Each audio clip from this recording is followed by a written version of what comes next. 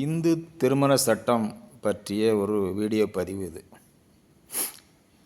இந்து திருமண சட்டம் ஆப்வியஸாக இந்துக்களுக்கு மட்டும் பொருந்தக்கூடிய சட்டம். அடுத்த கேள்வி என்ன வரும்னா, இந்துக்கள்னா யார்? உங்களுக்கு இந்த கேள்வி வினோதமாக இருக்கலாம். என்ன இந்து மதத்தை சேர்ந்தவங்க இந்துக்கள், இதில் என்ன கஷ்டம்னு நினைப்பீங்க நீங்கள். ஆனால் இந்த சட்டத்தை பொறுத்தவரையில் அவ்வளவு சிம்பிள் டெஃபினேஷன் கொடுக்கல. இதில் என்ன சொல்கிறாங்கன்னா, யாரெல்லாம் கிறிஸ்தவர்கள் இல்லையோ, யாரெல்லாம் இஸ்லாமியர்கள் இல்லையோ, யாரெல்லாம் பார்சிக்கள் இல்லையோ, யாரெல்லாம் யூதர்கள் இல்லையோ, மீதமுள்ள அனைவரும் இந்துக்கள் அப்படின்னு இதில் சொல்லியிருக்காங்க. ஒரு 4 தரப்பினர்களை மட்டும் இந்த சட்டத்தை பொறுத்தவரையில் இந்துக்கள் இல்லை அப்படின்னு சொல்லிட்டு மீதமுள்ள அனைவரும் இந்துக்கள் அப்படின்னு சொல்லியிருக்கிறாங்க. இப்போ இந்த பார்சிக்கள் யாருன்னு உங்களுக்கு தெரிஞ்சிருக்கும். இப்போதைய ஈரான் நாடு ஒரு காலத்தில் பெர்ஷியான்னு அழைக்கப்பட்டது. அங்கே பெர்ஷியன்ஸ் வாழ்ந்து வந்தார்கள். ஒரு பெரிய போருக்கு பிறகு இந்த பெர்ஷியன்ஸ் அவங்க நாட்டை விட்டு துரத்தி அடிக்கப்பட்டார்கள். கிபி 8ஆம் நூற்றாண்டு 9ஆம் நூற்றாண்டு வாக்கில் இந்த பெர்ஷியன்ஸ் இந்தியாவுக்கு வந்து தஞ்சம் புகுந்தார்கள். அவர்களைத்தான் நாம் பார்சிக்கள் என்று அழைக்கிறோம். மிகப்பெரிய ஆண்டர்ப்ரனர்ஸ், சயின்டிஸ்ட்லாம் இருந்துக்கிட்டு இருக்கிறாங்க பார்சி கம்யூனிட்டியில். உதாரணமாக டாட்டா, கோத்ரெஜ், நுஸ்லி வாடியா போன்ற பெரிய இண்டஸ்ட்ரியலிஸ்ட்லாம் பார்சி இனத்தை சேர்ந்தவர்கள். அதுபோல் திருமதி இந்திரா காந்தி அவரது கணவர் ஃபெரோஸ் காந்தி அவர்கள், நம்முடைய அணு ஆராய்ச்சியுடைய தந்தை என்று அழைக்கப்படும் ஹோமி பாபா அவர்கள் ஆகியோரும் பார்சிக்கள் தான். அவர்களுக்கென்று தனியாக ஒரு இன வழக்கங்கள், கோட்பாடுகள், பழக்க வழக்கங்கள், செரிமனிஸ், ரிச்சுவல்ஸ், மத சடங்குகள் எல்லாம் இருக்கின்றன. உதாரணமாக பார்சிகளில் யாராவது இறந்து போய்விட்டால் அவர்களை புதைப்பதும் இல்லை, எரிப்பதும் இல்லை. அவர்களுக்கு புதைப்பதிலோ எரிப்பதிலோ நம்பிக்கை கிடையாது. எனவே அதற்கென்று பிரத்யேகமாக அமைக்கப்பட்டுள்ள ஒரு பெரிய கோபுரத்தில் மொட்டை மாடியில் அந்த உடலை கொண்டு போய் வைத்துவிட்டு வந்து விடுவார்கள். கழுகுகளுக்கும், ஸ்கேவெஞ்சர் பேர்ட்ஸ், பறவைகளுக்கும், இயற்கைக்கும் அந்த உடல் உணவாக அங்கே வைக்கப்படுகிறது. இந்த கோபுரங்களுக்கு டவர் ஆஃப் சைலன்ஸ் என்று பெயர். இப்படிப்பட்ட கோபுரங்கள் மும்பையில், பெங்களூர் போன்ற நகரங்களில் இருக்கின்றன.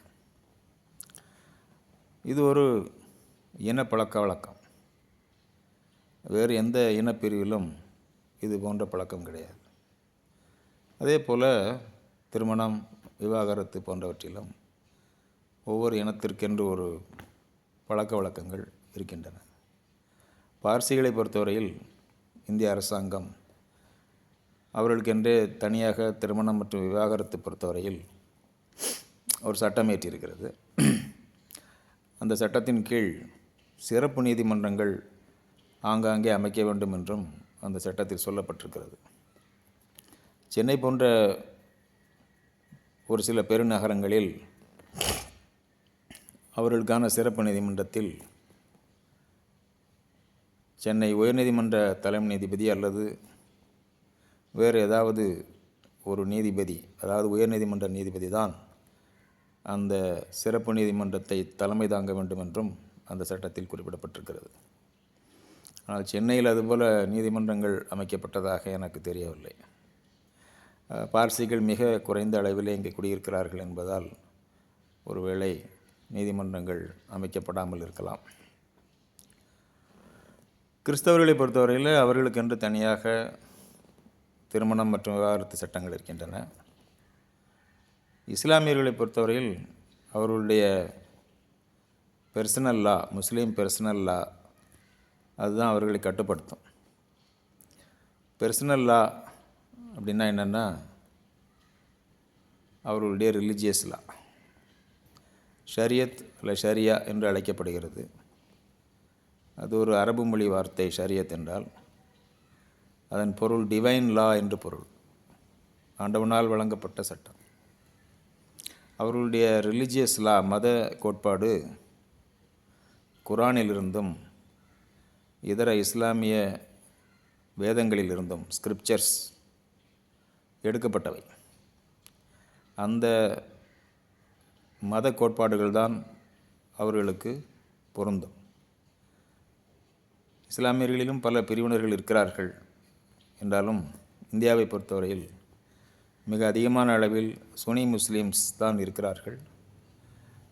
அவர்களில் பெரும்பாலானோருக்கு ஹனாஃபி என்ற மத கோட்பாடு பொருந்தும்.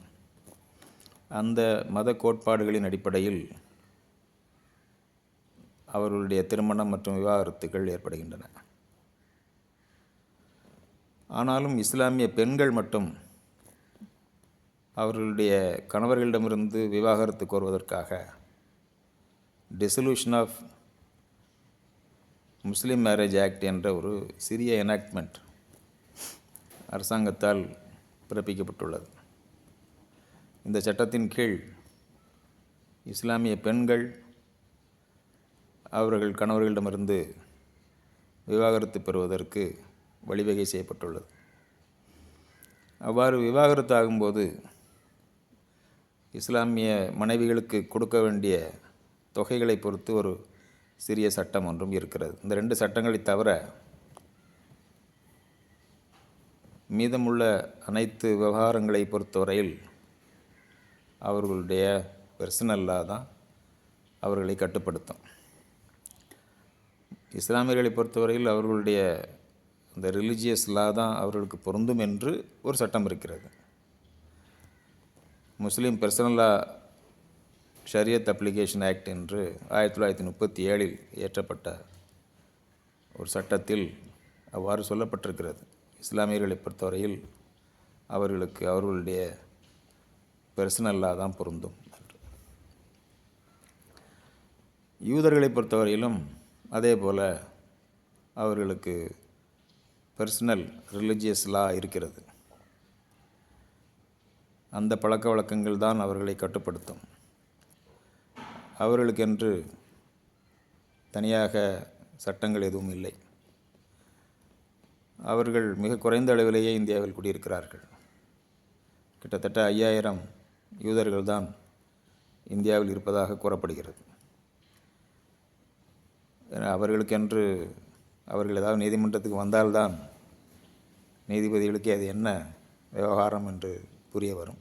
என்ன சட்டத்தை அவர்களுக்கு பொருத்தி பார்ப்பது என்று குழப்பங்கள் ஏற்படும். யூதர்களை பொறுத்தவரையில் அவர்களுடைய பெர்சனல் லா இஸ் அப்ளிகபிள். இப்படி ஒவ்வொருத்தருக்கும் ஒவ்வொரு சட்டங்கள் அல்லது அவர்களுடைய ரிலிஜியஸ் லா இருக்கிறதுனால காமன் சிவில் கோட் கொண்டு வந்தால் என்ன அப்படிங்கிற ஒரு டிபேட் இந்தியாவில் நடந்து கொண்டிருக்கிறது. அது ஒரு சிக்கலான விவகாரம். அதற்குள் நான் நுழைய விரும்பவில்லை. ஆனால் ஒரு சின்ன தகவல் உங்களுக்கு சொல்ல ஆசைப்படுகின்றேன். கோவா மாநிலத்தில் ஏற்கனவே ஒரு காமன் சிவில் கோட், பொதுவான சிவில் சட்டம், எல்லா மதத்தினருக்கும் எல்லா இனத்தவருக்கும் பொருந்தக்கூடிய ஒரு பொதுவான சிவில் சட்டம் கோவா மாநிலத்தில் நடைமுறையில் இருந்து வருகிறது. அது போர்ச்சுகீஸ் காலத்திலிருந்தே அவர்களுக்கு அந்த சட்டம் இருக்கிறது. அது பொதுவான சட்டம் என்றாலும் சில வினோதமான பிரிவுகள் அதில் உள்ளன. என்னவென்றால், ஒரு இந்து ஆண் 2ஆம் தரம் திருமணம் செய்ய அந்த சட்டம் அனுமதிக்கிறது. அந்த ஆணுடைய மனைவி 25 வயதுக்குள் குழந்தை பெறவில்லை என்றாலும், அல்லது 30 வயதுக்குள் ஆண் குழந்தை பெறவில்லை என்றாலும், அந்த பெண்ணுடைய கணவனுக்கு மறுமணம் செய்ய அந்த சட்டம் அனுமதிக்கிறது. அதே சட்டத்தில் இஸ்லாமிய ஆண்களுக்கு மறுமணம் செய்ய அதிகாரமில்லை. இது அந்த சட்டத்தில் உள்ள ஒரு வினோத பிரிவுகள். இது போக அந்த சட்டத்திலே ஒரு நல்ல அம்சமும் இருக்கிறது. ஒரு பெண்ணும் ஆணும் திருமணம் செய்யும்போது அவர்கள் இருவரும் திருமணத்திற்கு முன்பு அடைந்த அனைத்து சொத்துக்களிலும் திருமணத்துக்கு பின்பு அவர்கள் இருவரும் சம்பாதிக்கும் அனைத்து சொத்துக்களிலும் இருவருக்கும் பாதி பங்கு என்பது அந்த சட்டத்தில் சொல்லப்பட்டிருக்கிறது. ஆனால் இந்து ஆண் மறுமணம் செய்யலாம் என்ற ஒரு சட்டப்பிரிவு பலராலும் விமர்சிக்கப்பட்டு வருகிறது. ஒரு முறை கோவா முதலமைச்சர் அவரோட அந்த சட்டம் இப்போது இட் ஹாஸ் பிகம் ரிடண்டன்ட் என்று அவர் கூறினார். வழக்கொழிந்து போய்விட்டது, அது யாரும் பின்பற்றுவதில்லை என்று கூறியிருந்தார். இருந்தாலும் அந்த சட்டத்தில் இருக்கிற வினோதமான ஒரு பிரிவை பற்றி உங்களிடம் தகவல் சொல்ல வேண்டும் என்பதற்காக கூறினேன். நான் குறிப்பிட்டது போல அந்த 4 சமுதாயங்களை தவிர